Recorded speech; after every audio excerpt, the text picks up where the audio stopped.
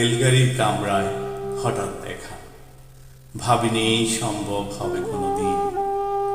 আগে ওকে বারবার দেখেছি লাল রঙের শাড়িতে, ডালিম ফুলের মতো রাঙা। আজ পড়েছে কালো রেশমের কাপড়, আঁচল তুলেছে মাথায়। দোলন চাপার মতো চিকন গৌর মুখখানি ঘিরে মনে হলো কালো রঙে একটা গভীর দূরত্ব ঘনিয়ে নিয়েছে নিজের চারদিকে।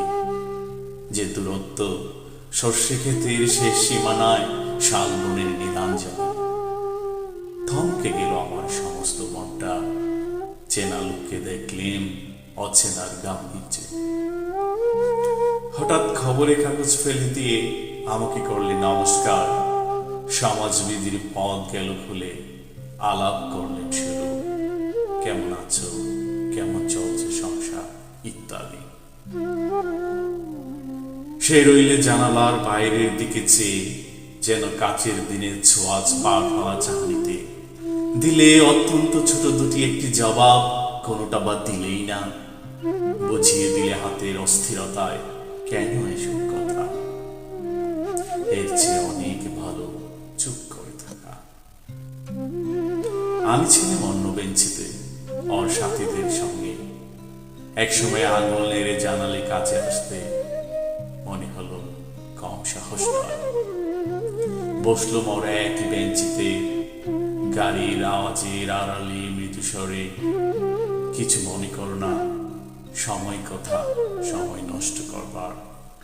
আমাকে নামতে হবে পরের স্টেশনে, দূরে যাবে তুমি, দেখা হবে না আর কোনোদিন।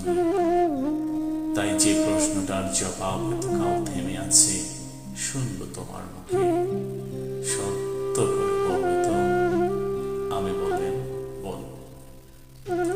বাইরের আকাশের দিকে তাকিয়ে শুধু আমাদের গেছে যে দিন, একেবারেই কি গেছে, কিছুই কি নেই বাকি। একটুকু রইলেন চুপ করে, তারপর বললেন, রাতের সব তারাই আছে দিনের আলোর গভীরে। খটকা লাগলো, কি জানি বানিয়ে বললেন নাকি। ও বলল, থাক এখন যাও দিকে। সবাই নেমে গেল পরের স্টেশন।